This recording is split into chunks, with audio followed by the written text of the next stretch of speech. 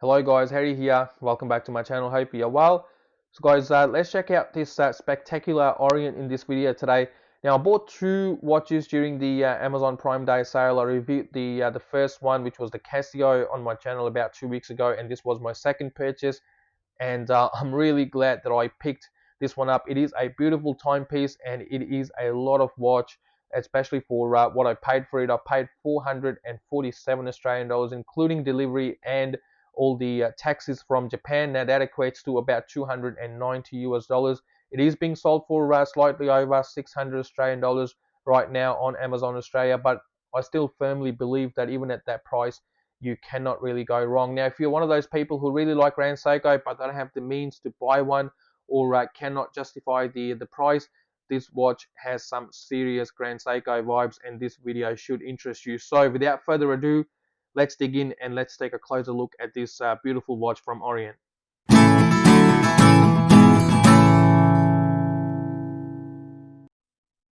So let's kick it off with the dimensions first. I think this watch has great set of dimensions. It is quite versatile and will fit a variety of wrists without any problems.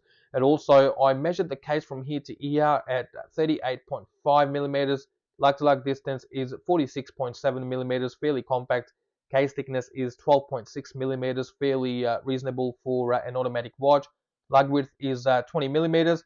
316L stainless steel construction, so you get a stainless steel case, crown and bracelet on this one.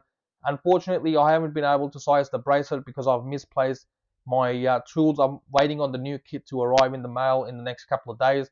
I've been really itching to wear this watch, which unfortunately I haven't been able to do. So hopefully in the next couple of days, I'll be able to size this bracelet and wear this watch for years to come, because I'm really planning to keep this watch in my collection. I'll still give you a wrist shot at the end of the video anyway. My wrist size is 7 inches, so an average wrist, just to give you an idea of how it looks on my wrist, and to give you a reasonable idea how it will look on your wrist. Now, I haven't been able to size, as I said earlier. This watch weighs 151 grams with all the links present. Now, the dial on this watch is really nicely put together, and this one is definitely white, but you get shades of cream or off-white or pearl from this dial as well. Depending on the angle that you're looking down on the dial and the light it's catching, you definitely get different tones of white or off-white from this dial. Then you got applied markers all around. They're really nicely finished, those markers. Then you got the power indicator at 12 o'clock, date complication at 3 o'clock with really nice framing around it. Then you got the Orient Star automatic printed above 6 o'clock there, and Japan F6N4, which is the automatic movement, printed on the left hand side of the 6 o'clock marker, and the remainder of the part number printed on the right hand side of the 6 o'clock. The seconds hand and the power indicator hand have this blue color to them, which I really like because it adds something different to the dial. You can buy this watch in other colors as well, as you can see on your screens right now, and I'll leave the reference number for these other dials in the description of this video. But as I said earlier, the dial is really nice. It definitely got those Grand Seiko vibes at a very reasonable price. So the glass on the top is a sapphire crystal. It is a flat sapphire crystal, as you can see.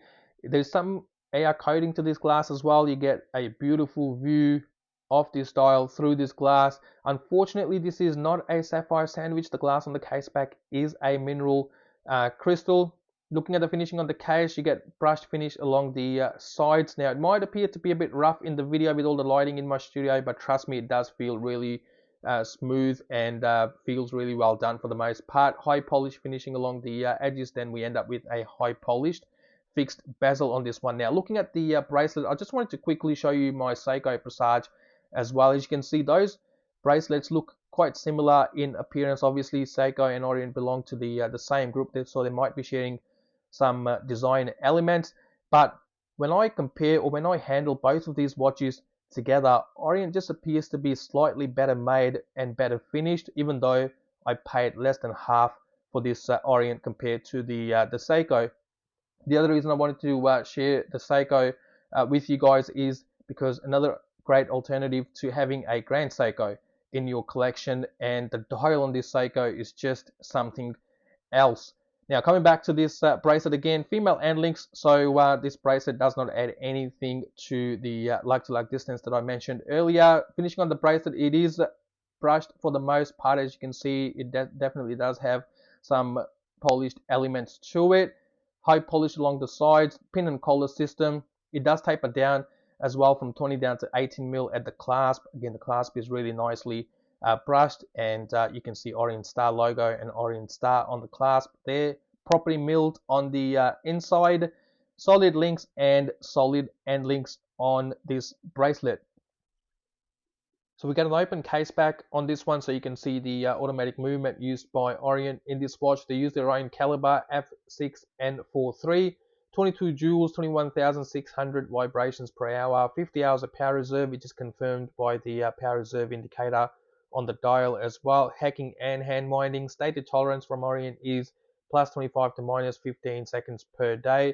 You get some information on the case back as well. This is a screw down case back. You get 100 meters of water resistance with a pull and push crown at 3 o'clock, which is signed with Orient's logo. This one is made in Japan, and they do make reference of the automatic movement used in this watch on the case back as well. As I mentioned earlier, you can hand wind this movement. I'm a big fan of having power reserve indicators on a watch. It acts like a fuel gauge for your watch. So with this particular watch, when the crown is in its original position, you can hand wind the movement. So as I'm rotating the crown, as you can see, the power reserve hand is moving towards the 50 mark. That's the maximum power reserve you can achieve from this movement. I find it really cool to be able to tell the power reserve your watch is holding at any given time. So as I said, I'm a big fan of having power reserve indicators on a watch, and this is how you hand wind this particular Orient Star. Here is a quick peek into the Lume. Not the best of Lumes, I would say, and I wasn't expecting great Lume on this watch anyway. There's definitely some Lume on the minute and the hour hand, no Lume on the seconds hand, and the Lume on the markers is quite negligible as well. So that's the Lume. I just wanted to give you a quick peek into the Lume on this watch. So here is the quick wrist shot, guys, on my average wrist. Even though the bracelet is not sized for my wrist at the moment, this should still give you a fair idea of how this will fit on your wrist. You do get 3 levels of micro adjustment from this bracelet as well, so that will definitely come handy when it comes down to sizing this bracelet for your wrist. I'll wrap it up here. Thank you very much for watching. I'll see you with my next video shortly. Until then, stay safe and look after one another. Thank you again.